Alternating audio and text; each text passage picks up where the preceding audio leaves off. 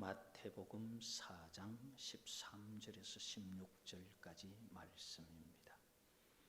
나사렛을 떠나 스불론과 납달리 지경 해변에 있는 가버나움에 가서 사시니 이는 선지자 이사야를 통하여 하신 말씀을 이루려 하심이라. 일러스되 스불론 땅과 납달리 땅과 요단강 저편 해변길과 이방의 갈릴리여, 흑암에 앉은 백성이 큰 빛을 보았고 사망의 땅과 그늘에 앉은 자들에게 빛이 빛이었도다 하였느니라. 아멘. 흑암에 비친 빛, 그런 주제로 살펴보려고 합니다. 16절에 보면 흑암에 앉은 백성이 큰 빛을 보았고 사망의 땅과 그늘에 앉은 자들에게 빛이 빛이었도다. 이 16절에서 제목을 잡았습니다. 예수님께서 가버나움에 사실 것을 이사야를 통하여 예언하셨는데, 요단강에서 세례를 받으신 예수님께서 마귀에게 시험을 받고 성령의 능력으로 고향에 가셨죠. 그런데 그들이 복음을 영접하지 아니할 때 나사렛에서 이제 가버나움에 가서 그 길을 본거지로 해서 주로 복음 사역을 행하십니다. 마태복음 4장 14절에서 16절, 특히 15절, 16절에 그 내용이 나타나는데, 이것은 이사야 9장 1절, 2절에 있는 내용을 인용한 것입니다. 흑암에 행하던 백성들이 빛을 보았다. 그리고 사망의 땅과 그늘에 앉아있던 자들에게 빛이 비추어졌다. 이 흑암의 땅과 사망의 그늘이 어디냐면 스불론 땅과 납달리 땅과 요단강 저편 해변길과 이방의 갈릴리. 오늘 본문 16절에 보면은 흑암에 앉은 백성이 큰 빛을 보았고, 요게 한 번 더 반복되어지는 내용이 사망의 땅과 그늘에 앉은 자들에게 빛이 빛이었도다. 여기서 말하는 흑암에 앉은 백성, 이 흑암이라는 것은 이 스코토스라는 이제 말을 써서 그렇게 흑암에 앉은 백성 이렇게 말하는데, 이 흑암이라는 말은 그림자, 그늘, 거기에서 온 말이에요. 그런데 이 그림자, 그늘이라는 말이 어떤 의미를 지니고 있느냐 하면 죽음의 그림자, 사망의 그늘, 그런 의미에서 온 말이 흑암의 그늘, 그렇게 말하는 거예요. 스불론과 납달리 그 땅들을 볼 때에 그게 무슨 전염병이 있다거나 아니면은 다른 지역에 비해서 무슨 죽음이 많은 그런 땅이 아니에요. 다른 땅들과 전혀 다름이 없는 그런 땅입니다. 그러면은 스불론과 납달리 그리고 갈릴리를 흑암의 땅, 사망의 그늘이 드리워진 땅이다, 그렇게 말한다면은 그럼 예루살렘은 어떤 땅이냐는 거죠. 예루살렘이라고 해서 별다를 게 없어요. 그 땅이나 이 땅이나 다 사람 사는 땅이고 농사 짓고 곡식을 거두는 땅입니다. 그럼에도 불구하고 이사야는 흑암의 땅이다. 사망의 그늘이 드리워진 땅이다. 거기에 빛이 비추어졌다. 그렇게 말하고 있습니다. 마태복음 4장은 예수님 복음을 전하는 현실적인 기록을 하는 거예요. 그러니까 나사렛에 갔다가 거기서 선지자를 존경하지 않고 복음을, 하나님의 말씀을 받지 않으니까 가버나움으로 갔다. 그래서 가버나움에서 다니시면서 복음을 전거했다. 이거는 현실입니다. 그러나 이사야가 전하는 것은 현실적이거나 어떤 땅에 보이는 현상이 아니라 본질을 말하는 겁니다. 조금 철학적인 용어입니다만 현상은 눈에 보이는 것, 그리고 본질은 그 배후에 있는 정체성을 말하죠. 스불론과 납달리 땅에 가셔서 예수님 사셨다, 이렇게 기록하지 않고 흑암의 땅, 흑암의 안전 백성의 땅에 빛이 비추어졌다, 이렇게 기록하는데,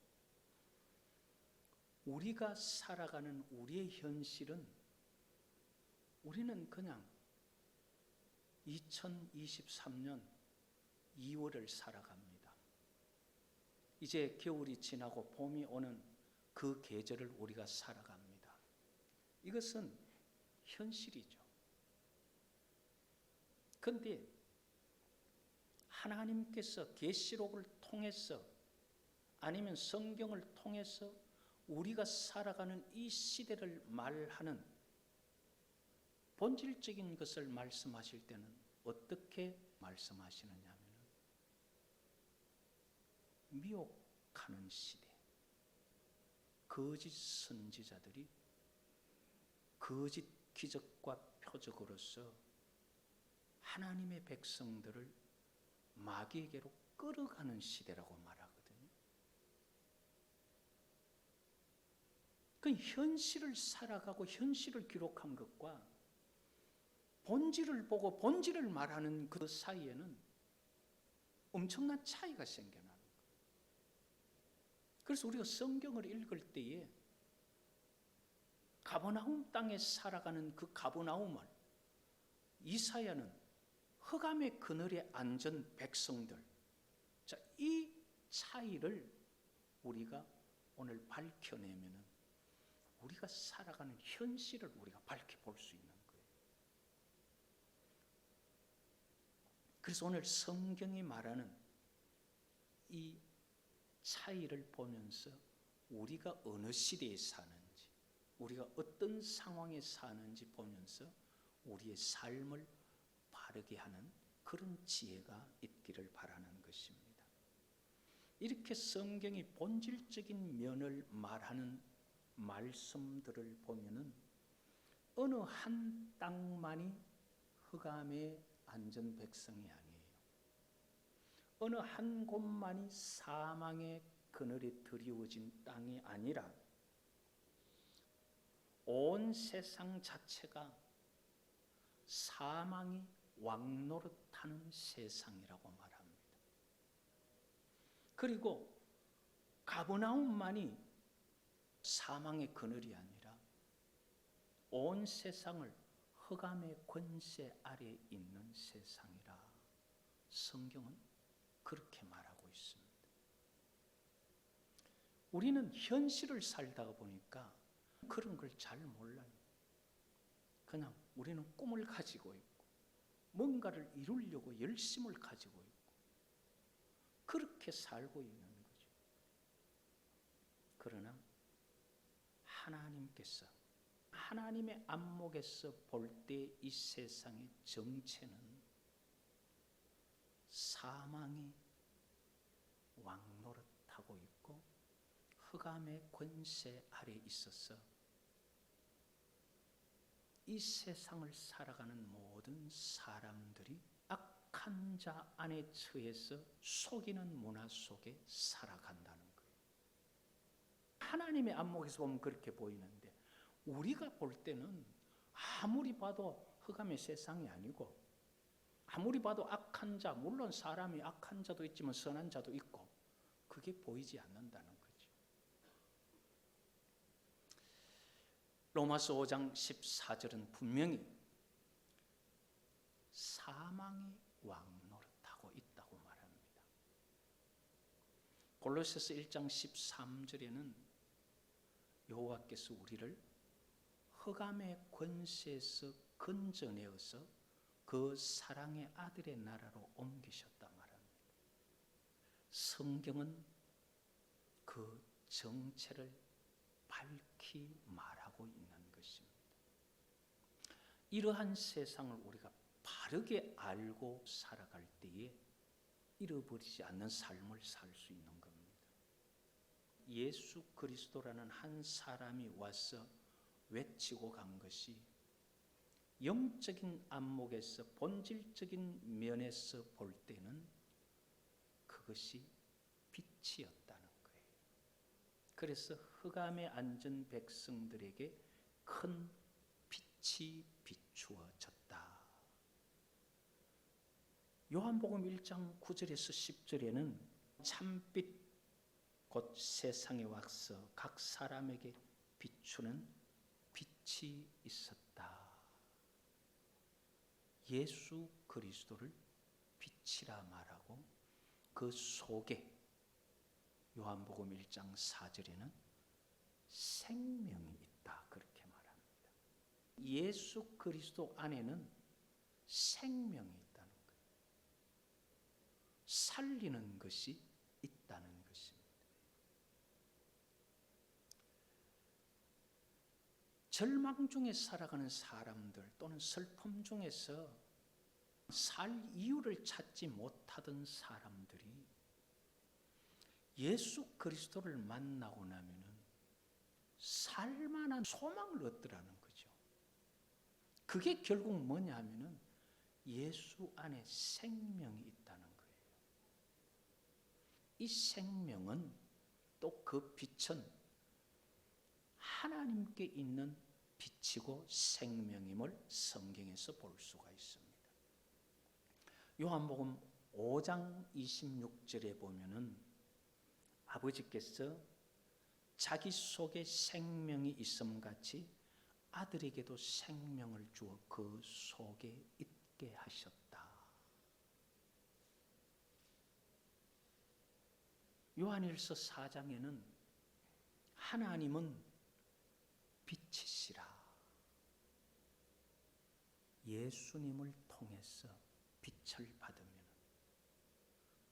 빛 속에 있는 생명을 우리가 공급받아서 살아갈 수 있는 힘, 소망이 주어지고 절망 중에서도 희망이 주어지고 어디로 가야 할지 무엇을 해야 할지 모를 인생의 길에서 이것이 바른 길이구나 하는 빛이 보여집니다. 그런데 예수 그리스도로 말미암지 않고 우리가 현실만 보면서 살아가게 되면 어떤 길이 바른 길인지, 누구 말이 참말인지 알 수가 없어요. 그래서 성경은 여호와 하나님께 있는 생명을 아들에게 주어서 아들에게도 생명이 있는 것처럼 그 아들을 모시는 자 또는 아들을 가까이 하는 그 빛에 비추어지는 자들에게 생명이 주어지기 때문에 예수 믿으라 소리를 안 할 수가 없는 거예요. 여호와께 생명이 있고 그 생명이 아들에게 주어진 것처럼 다른 어떤 신에게 그런 생명이 없기 때문에 여호와 외에 다른 데는 구원이 없다고 말하는 거예요. 좀 독단적인 것 같고 고집 같지만은 예수 믿지 않으면 구원 못 받는다고 말하는 거예요. 왜냐하면 그 구원의 근원이 되는 생명이 여호와께 있기 때문에 그것이 예수께 있기 때문에 그게 다른 데는 없어요. 그렇기 때문에 예수 믿어야 구원받는다. 그렇기 때문에 교회 와야 구원받는다. 욕먹을 수밖에 없는 말 같지만 세상적인 안목에, 현실적인 안목에서는 욕할 수 있어요. 뭐 지만 옳고 다 지만 맞고. 그러나 본질적인 면에서 볼 때, 영적인 면에서 볼 때 세상을 만드신 그분이 세상을 구원하시는 거고, 사람을 지으신 그분이 사람을 고치시는 것이지, 다른데 고칠 수 있는 길, 다른데 생명이 있는 길이 없는 거예요. 그래서 성경은 복음을 전하는 것입니다. 여호와께 생명이 있음 같이 아들에게도 생명이 있고, 여호와가 빛이신 것처럼 예수님도 세상에 비치는 빛인데, 그 빛 결국 생명, 사람을 살리는 것이 사람들에게 비추은 빛이더라. 이 본질을 이사야가 말하면서 흑암에 앉은 백성, 이 사망의 그늘에 있는 세상에 살리는 빛이 왔다, 비추어졌다. 그게 가버나움 땅으로 가게 됐다. 그것을 말하는 것이 성경이 가버나움의 큰 빛을 보았다. 이사야로 통해서 그렇게 예언을 하고 있는 것입니다. 자, 우리가 이렇게 볼 때에 현상 속에 살아가는 우리는 본질을 제대로 알지 못합니다.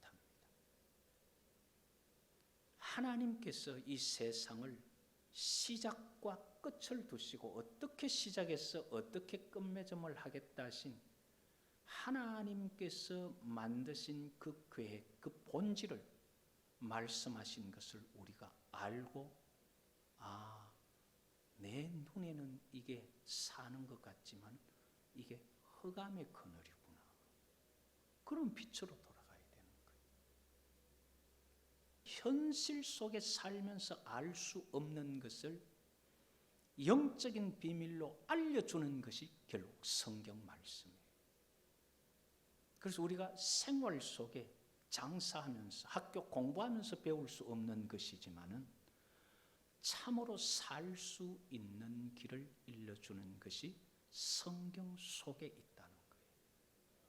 그래서 그 성경이 말하는 것이 사는 길, 생명, 빛, 예수님이 가버나움의 빛이었다. 오늘 우리가 살아가면서 우리를 살리는, 우리를 살게 하는 그러한 꿈, 그러한 길, 그러한 빛을 보려고 하면은 결국 우리가 하나님을 가까이 하고 예수 그리스도와 동행하는 그런 생활 속에서 성령이 우리에게 역사하면서 영적인 눈이 열려질 때에, 그때에 이것이 사는 길이구나 하는 것을 보게 됩니다. 생명이 그 속에 역사될 수 있다는 거예요.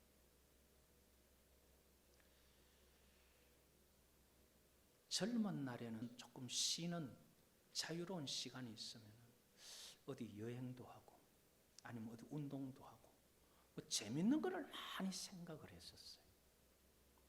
우리 캠핑 가자, 여행 가자. 근데 이제 나이가 드니까 그런지 몰라도 조금 여유만 있으면 우리 좀 쉬자.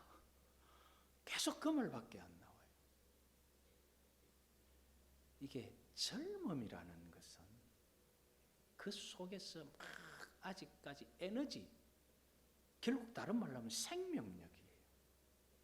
생명이 막 넘쳐나니까 그 에너지가 가만히 못 있어요. 뭐라도 해야 돼요.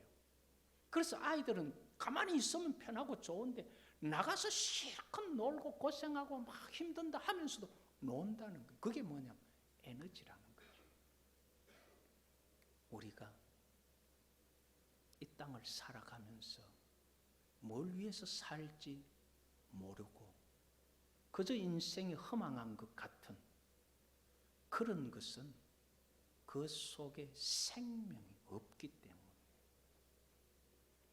예수 그리스도를 통해서 빛이 비추어지고 예수님을 통해서 생명이 그 속에 들어가 보면은 내가 이래 살다가 뭐하나 그러면서 죽음을 생각하던 그 사람들이 갑자기 이게 아니구나, 살만한 생명력이 그 속에서 막 솟아나는 거예요. 그러면서 갑자기 열심이 생기고 갑자기 삶에 대해서 그 소망과 꿈이 일어나는 게 뭐냐면 예수님에게 생명이 있기 때문에 그 생명을 받아서 그러는 거예요. 우리가 이 땅을 살아가면서 이 땅에 살만한 게 없다 싶은 것은 내 속에 생명이 없기 때문에 예수 그리스도와 하나님 주시는 은혜를 통해서 우리 속에 빛이 비치고 생명이 전달되면 무엇을 위해서 살아야 될지 빛이 비추어 길이 보이고 그 다음에 이것이 내 삶이구나 하는 소망과 꿈이 있게 돼요. 그것이 바로 하나님 나라입니다. 예수 그리스도를 통해서 하나님의 나라를 유업으로 얻는 복이 있기를 여호와 이름으로 축복합니다.